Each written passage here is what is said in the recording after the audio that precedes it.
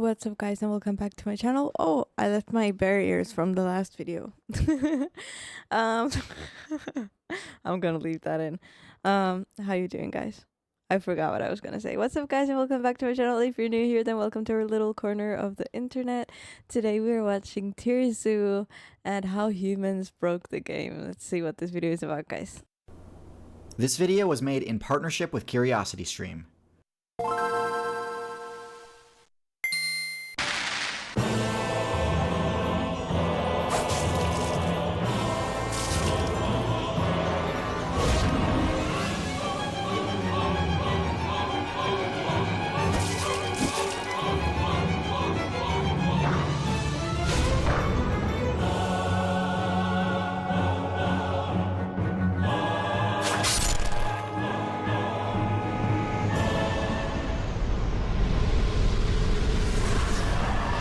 What an aggressive way to start the video. Also, I don't know if it's very loud for you guys, but my ears.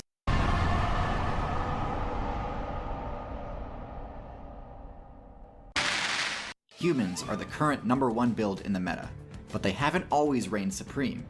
In fact, at first they were one of the least powerful builds in the meta, and it took several buffs, refinements, and tweaks before the human became even remotely threatening within its home server of Africa. So today, we're going to break down all the different variations of the human build throughout the history of Outside and discuss their unique traits, stats, and abilities, with the hope of demonstrating why some of these skill tree choices worked, while others couldn't compete. The first players to unlock the human class were a group of African primate mains that switched from the knuckle-walking quadrupedal build to a bipedal one.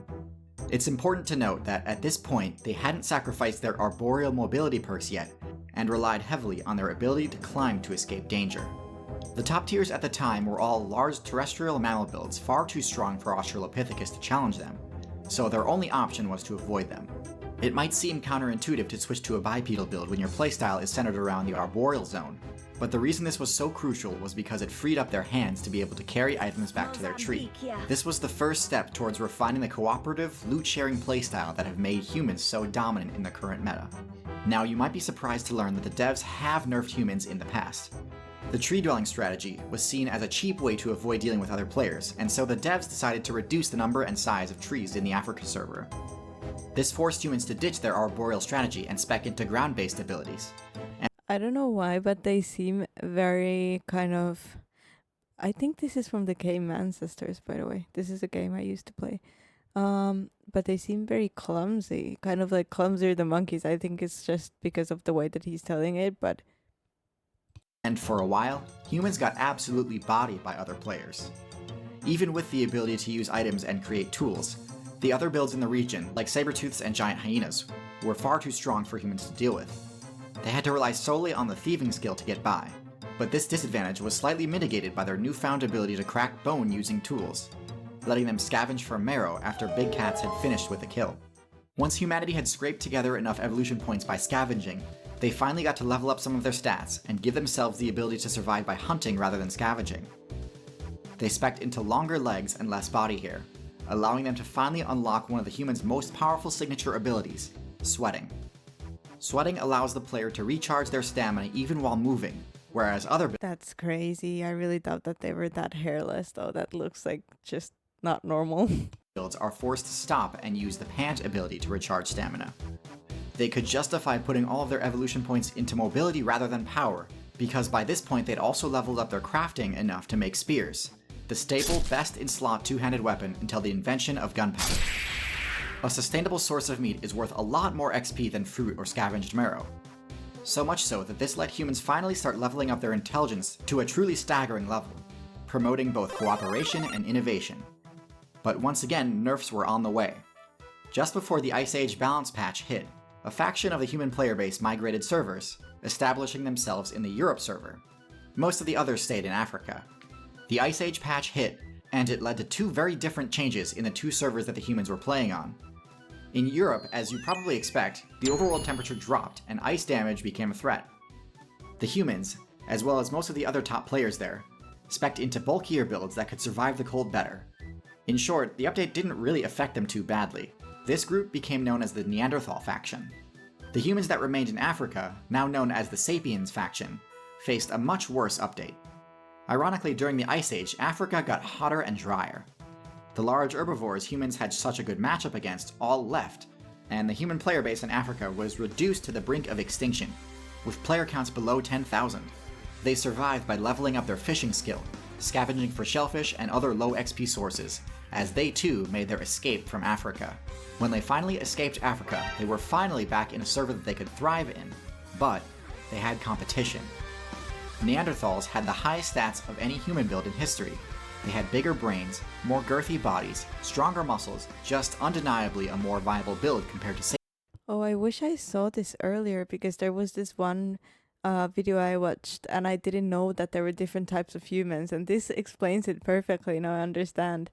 But I still don't get why they would fight with each other. I mean, I think they're like, wouldn't they be kind of similar still? Bodies, stronger muscles, just undeniably a more viable build compared to Sapiens. So by this point I'm guessing you're wondering, well, if Neanderthals were more powerful, why is it that eventually the Neanderthals lost the faction war to the Sapiens? It turns out that their physical superiority was actually their downfall. Neanderthals and Sapiens had a very different hunting strategy when it comes to taking down large herbivores. Neanderthals had the strength to defeat them with melee combat, and had the defense and HP to be able to take a hit or two even from some of the Ice Age's strongest herbivore builds. They were also fast enough to be able to close the distance between themselves and their targets. This all sounds awesome, but there's one key detail in this plan that you might have noticed. Since Neanderthals were fit enough to take on these herbivores face to face, they didn't have to invent ranged weapons. Sapiens, on the other hand, would get one shot if they tried to take on behemoths like mammoths or woolly rhinos in close combat. Thankfully, even though their brains weren't as big as Neanderthals, it was still more than enough for them to be able to use the aforementioned crafting skill to create the first ranged weapon, the atlatl. Atlatls are a relatively simple yet effective. This is crazy. Oh, I was expecting Neanderthals to win, but I mean, obviously they didn't because these are, but you know. To create the first ranged weapon, the atlatl. Atlatls are a relatively simple yet effective item that allows the user to launch spears over twice as far. This was critical for the survival of Sapiens as it allowed them to match the DPS of the Neanderthal, but also stay out of range of a potentially devastating counterattack. Sapiens also tended to have bigger party sizes. Neanderthals were less social and tended to stick to small, tight-knit groups, while Sapiens formed much larger communities that could control much larger territories. Eventually, even though Neanderthals were the better fighters, they were the ones failing to find enough XP to survive. And this is where their physical might became a huge detriment. The bigger you are, the more energy you need to survive. And so the Neanderthals' strong, powerful bodies eventually became unsustainable.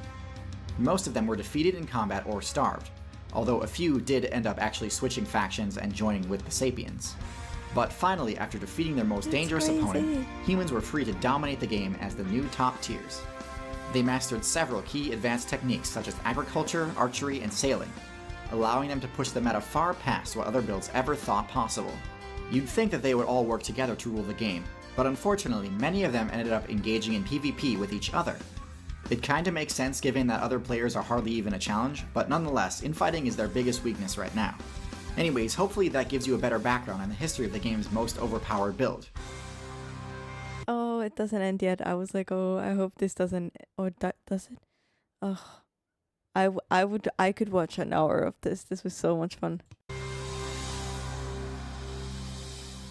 Oh, by the way, I bet many of you noticed the incredible footage of ancient hominids that I used in this video. This footage is from a brand new documentary called Out of the Cradle, which was animated by Square Enix, the masterminds behind the Final Fantasy and Dragon Quest video games. It's available right now on CuriosityStream, a streaming service that has over 2,400 titles, including many of my personal all-time favorites, like Walking with Dinosaurs, Ice Age Giants, and of course, Out of the Cradle. The subscription is only $2.99 a month, but if you go to curiositystream.com/tiersu right now. You guys heard it, only $2.99. I'm not, how do you say it, advertising that. But that was such a cool video. I really loved that. I thought that like these things, the cinematics or some of them were from the game Ancestors, because it looks quite like similar to that. But that was a really cool video to watch. I hope you guys enjoyed it. I sure did. And please leave a like, subscribe, and I'll see you guys in the next one. Bye.